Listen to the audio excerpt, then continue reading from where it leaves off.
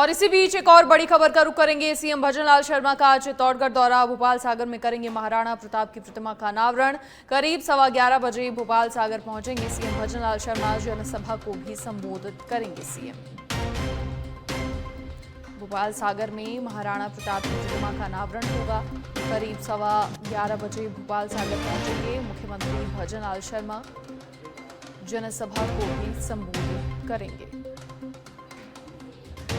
CM के दौरे को लेकर तमाम व्यवस्थाओं को अंतिम रूप दिया जा रहा है और तमाम दिग्गज पहले ही पहुंच गए हैं। तैयारियों का जायजा उन्होंने लिया है। मंत्री जवाहर सिंह बेढम, गौतम गर्ग, सांसद सीपी जोशी ने तैयारियों का जायजा लिया है और अब करीब 11:15 बजे खुद सीएम भजनलाल शर्मा भी भोपाल सागर पहुंचेंगे, जहां महाराणा प्रताप की प्रतिमा का अनावरण होगा और इसके बाद विशाल जनसभा को भी संबोधित करेंगे मुख्यमंत्री भजनलाल शर्मा।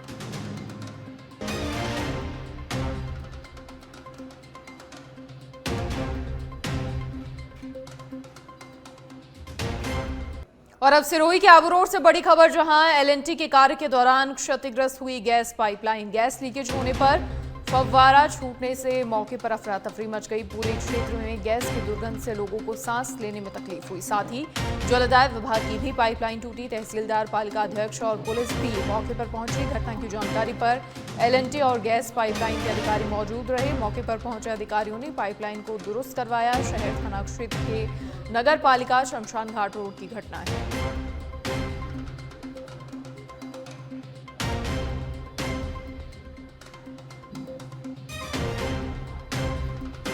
तहसीलदार, पालिका अध्यक्ष और पुलिस भी मौके पर पहुंची। घटना की जानकारी पर एलएनटी और गैस पाइपलाइन के अधिकारी भी मौके पर पहुंचे।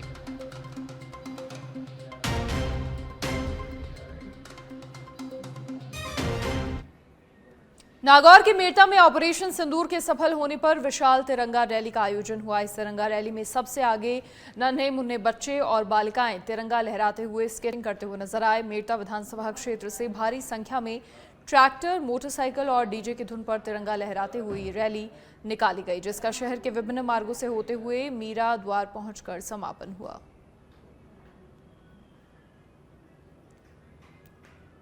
तो छोटे छोटे बच्चों ने भी रैली में हिस्सा लिया और साथ ही बालिकाएं भी यहां स्केटिंग करते हुए रैली में शामिल हुई। सैनिकों के सम्मान में ऑपरेशन सिंदूर की सफलता पर सेना के शौर्य और पराक्रम के सम्मान में ये तिरंगा रैली निकाली गई। नीचे था, लेकिन उन दुश्मनों को चोटी से गिराकर उनको नेस्तनाबूद करने का पराक्रम भी भारत की सेना ने किया है। ये ऑपरेशन सिंदूर जिन लोगों ने पहलगाम में भारत की माताओं बहनों की मांग उजाड़ी थी, देश के यशस्वी प्रधानमंत्री नरेंद्र मोदी ने भारत की सेना के हाथ खुले किए। दुनिया कुछ भी चर्चा करती होगी, लेकिन आधुनिक युद्ध के इतिहास में यह इस तरीके का उदाहरण था कि भारत की सेना ने भारत के परिश्रमी मजदूरों के हाथों से बने हुए हथियार और उन हाथों को ताकत देते हुए भारत की सेना के जांबाज लोगों ने तुर्की के ड्रोन को जिस तरीके से नेस्तनाबूद किया, वो अद्भुत पराक्रम था। मित्रों, ऐसा दुनिया के युद्ध इतिहास की रणनीति में कम देखने को मिलता है। सेना प्रदेश के प्रभारी, राजस्थान प्रदेश के पूर्व अध्यक्ष रहे, हम सबके बीच में पधारे। कोई लंबा चौड़ा भाषण में आप सबने देखा है। हमारे आदरणीय मोदी जी नेतृत्व में पहली बार देश में हमारी फौज को छूट दी गई कि जाओ दुश्मन को मारो घेरो। तो बखूबी काम हमारी दो बहनों ने बहुत बड़ा काम करके दिखाया है। हमारी फौज का नंबर है नहीं, जो हमारी दो बहनें ने सारा काम तमाम कर दिया, आतंक के ठिकाने को नष्ट कर दिया। तो उसको लेकर हम मेरता में भारी तादाद में हम तिरंगा यात्रा निकालेंगे। स्थानीय लोकप्रिय विधायक आदरणीय लक्ष्मण जी, संत महानुभाव और मंच पर बैठे हुए सेना के अधिकारी, कर्मचारी, माताओं और बहनों, आप सब लोग लंबे समय से यहाँ बैठे हो और मैं एक सेकंड का भी समय नहीं लूंगा। आदरणीय भाई साहब, आपको समझ फौजी नीति झुंझुनू के ईपीएफओ कार्यालय में कार्यरत गार्ड पूर्व सैनिकों के घर पर चोर घुस गए। चोरों ने न केवल नकदी, सोने, चांदी के जेवरात और पूर्व सैनिक की लाइसेंस शुदा 12 बोर की राइफल और 15 कारतूस भी चुरा ले गए।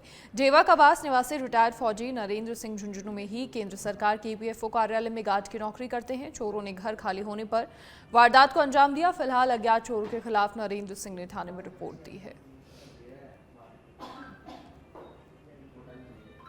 तो झुंझुनू से पूरा मामला, जहां ईपीएफओ कार्यालय के गार्ड के घर पर चोरी हुई। पूर्व सैनिक थे और ईपीएफओ कार्यालय में गार्ड की नौकरी करते हैं। 12 बोर की राइफल और 15 कारतूस भी यहां से चुरा ले गए। चोर सोने चांदी के जेवरात चुराए हैं। फिलहाल मामले में जांच पड़ताल जारी। बस अभी कल शाम को मैं गया था यहाँ से 4:30 बजे करीब। तो बच्चे तो अभी गांव गए हैं, छुट्टी थी बच्चों की। तो सुबह मैं आया जैसे 6:15 बजे करीब, 6 बज के 20 मिनट 6 बजे आया था। तो जो मेन गेट है इसका तो लॉक लगा हुआ था। तो जैसे मैंने लॉक खोला तो जो ये जाली वाला गेट है ये इतना खुला था और अंदर लाइट सी हुई थी।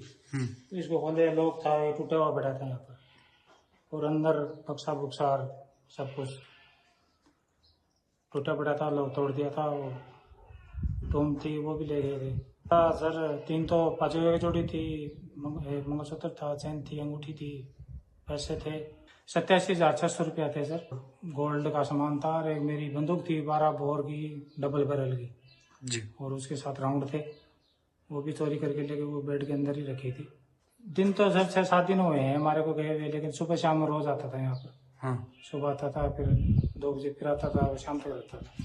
शाम को फिर चूरू के सुजानगढ़ में जया गांव की रोशनी सिवर ने 10वीं में 99.17% अंक लाकर ब्लॉक में टॉप किया है। रोशनी की सफलता पर परिजनों ने जोरदार स्वागत किया। इस दौरान रोशनी ने परिजनों के साथ जमकर डांस भी किया। आपको बता दें, बच्ची ने 3 सब्जेक्ट्स में 100 में से 100 अंक पाए हैं।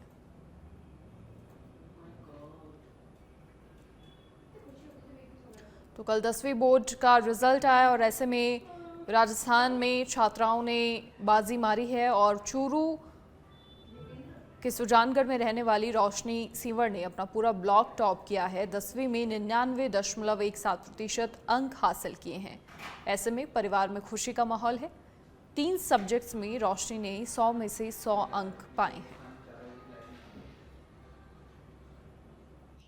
मैं Tagore public school run by Shekhawati education group की हमारी छात्रा रोशनी शिवल ने इस बार विद्यालय में टॉप रैंक हासिल करके पूरे ग्रामीण क्षेत्र में एक खुशी का माहौल पैदा किया है। इसलिए बेटी को बहुत बहुत बधाई, शुभकामना। आने वाले समय में बेटी देश का नाम रोशन करे, इसी शुभकामना के साथ में। झुंझुनू के नवलगढ़ के घूमचक्कर सर्कल के पास एक सड़क हादसा हुआ। आपको बता दें, शादी से लौट रहे युवकों की कार ट्रैक्टर ट्रॉली से टकरा गई, जिसमें कार सवार 3 लोग घायल हो गए। हादसे की पूरी ये जो घटनाक्रम रहा सीसीटीवी कैमरा में कैद हो गया। मौके पर पहुंची पुलिस ने क्षतिग्रस्त कार को क्रेन से थाने भिजवाया और मामले की जांच पड़ताल जारी है।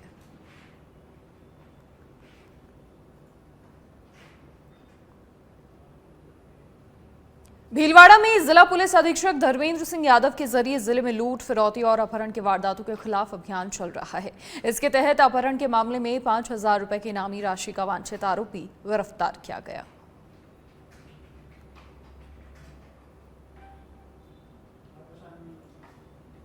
तो करेड़ा पुलिस ने इस इनामी आरोपी को गिरफ्तार किया है। अपहरण के मामले में वांछित था आरोपी, जिसकी अब गिरफ्तारी हो गई है।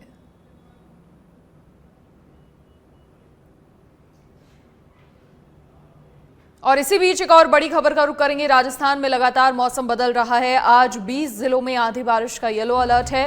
बुधवार को भी 8 जिलों में तेज बरसात हुई थी। भीलवाड़ा और राजसमंद में आंधी में 10 शेड उड़ गए। 20 से 25 जून के बीच मानसून की भी संभावना। तो आज 20 जिलों में आंधी बारिश का येलो अलर्ट है। बुधवार को भी 8 जिलों में तेज बरसात हुई थी।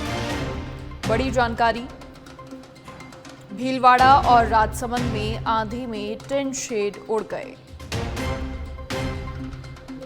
20 से 25 जून के बीच मॉनसून आने की भी संभावना है और 20 जिलों के लिए येलो अलर्ट जारी किया गया है। लगातार राजस्थान में मौसम बदल रहा है।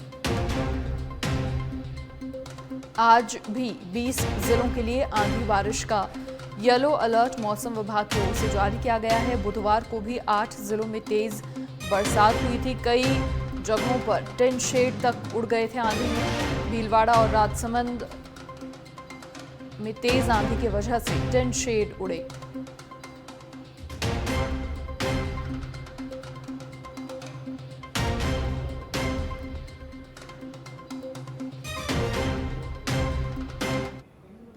और अब बीकानेर के लूणकरणसर से खबर, जहां अवैध गैस सिलेंडर भंडारण पर रसद विभाग की कार्रवाई सामने आई। घर में एकत्रित 28 सिलेंडर जब्त किए गए।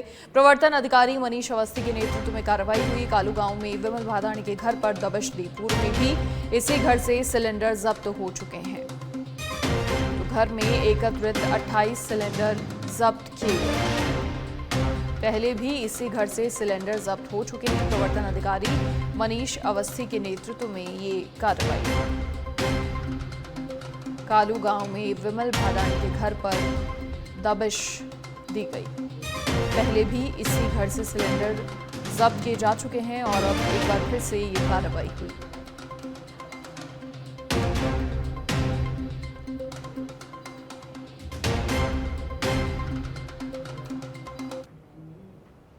खबर कोटा से है, जहां पर एक सड़क दुर्घटना में ऊर्जा मंत्री हीरालाल नागर देवदूत बनकर पहुंचे। आपको बता दें, देवली के पास ट्रैक्टर और कार में जबरदस्त भिड़ंत हो गई थी, जिस पर सांगोद से कोटा जा रहे ऊर्जा मंत्री हीरालाल नागर ने घायलों को संवेदना दिखाते हुए अपनी कार से अस्पताल पहुंचाया और कैथून CHC के चिकित्सकों को बेहतर इलाज करने के निर्देश दिए।